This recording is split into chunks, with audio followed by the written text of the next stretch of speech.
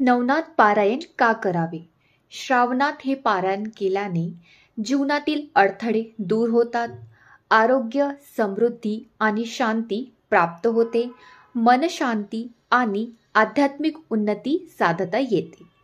संतान प्राप्ती, विवाह, नोकरी आणि मानसिक त्रासापासून मुक्ती मिळते. मंडळी, आता आपण बघूया वाचनाची वेळ. पारायणाची सर्वोत्तम वेळ म्हणजे ब्रह्ममुहूर्त, म्हणजे पहाटे 4 ते 6 वाजेपर्यंत.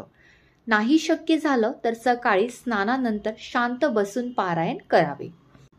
एका दिवसात एक पूर्ण अध्याय किंवा जितकं जमेल तितकं वाचा, पण मन एकाग्र ठेवा. मंडळी, आता आपण बघूया नवनाथ पारायण कसे करावे. संकल्प. पारायण सुरू करताना प्रथम संकल्प करावा. मी आपले नाव श्री नवनाथ महाराजांच्या कृपाशीर्वादासाठी, माझ्या जीवनात सुख, शांती, आरोग्य आणि कृपाप्राप्तीसाठी श्रावण महिन्यात नियमितपणे श्री नवनाथ भक्तिसार ग्रंथाचे पारायण करत आहे. हे कार्य सफल होऊ दे. मंडळी, आता आपण बघूया पारायण करण्याचे स्थान व तयारी. घरातील शांत व स्वच्छ ठिकाणी बसावे. लहानसा चौरंग पाट घालावा. त्यावर नाथांची प्रतिमा किंवा मग फोटो ठेवावा. समोर समई, अगरबत्ती, फुलं, दुर्वा आणि तुपाचे दिवे लावावे. शक्य असल्यास संपूर्ण व्रत दरम्यान तुळशीपत्र, फुलाची माळ घालावी. मंडळी, आता आपण बघूया पारायणाची पूजा मांडणी. साधी पण भावपूर्ण. नाथांची मूर्ती किंवा मग फोटो स्वच्छ ठिकाणी ठेवा.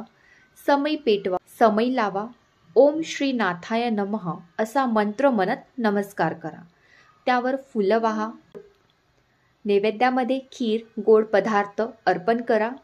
श्री नवनाथ भक्तिसार ग्रंथ हातात घेऊन वाचन सुरू करा. मंडळी, आता आपण बघूया वाचनाचे नियम. वाचन स्वच्छतेने, शांततेने आणि श्रद्धेने करावे.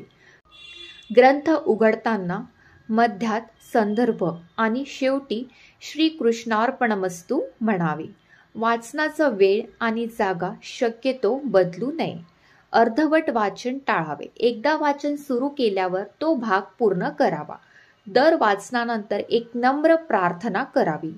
मंडळी, आता आपण बघूया की महिलांनी नवनाथ पारायण करू शकतात का? होय, नक्कीच करू शकतात. नाथ संप्रदायात स्त्रियांसाठी कोणताही प्रतिबंध नाही. फक्त काही काळजी घ्या.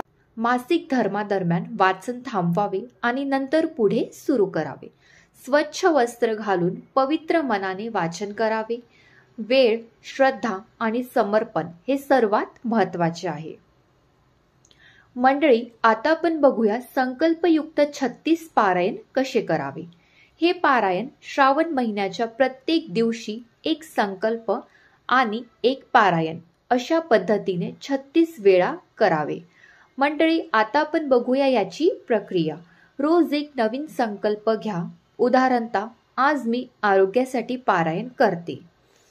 श्री नवनाथ ग्रंथाचे पारायण करा.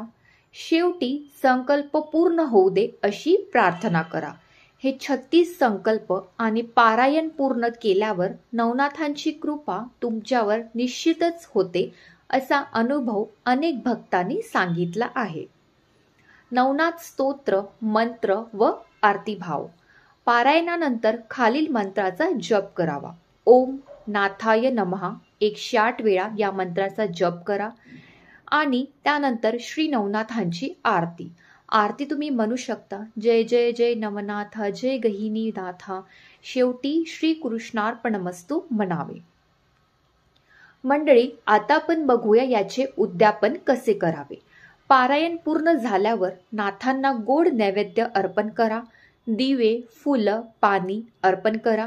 शक्य असल्यास गोरगरिबांना अन्नदान किंवा वस्त्रदान करा. घरातील वयस्कर किंवा गुरूंना वंदन करून आशीर्वाद घ्या. शेवटी सगळ्या व्रताचा आभार प्रार्थना करा.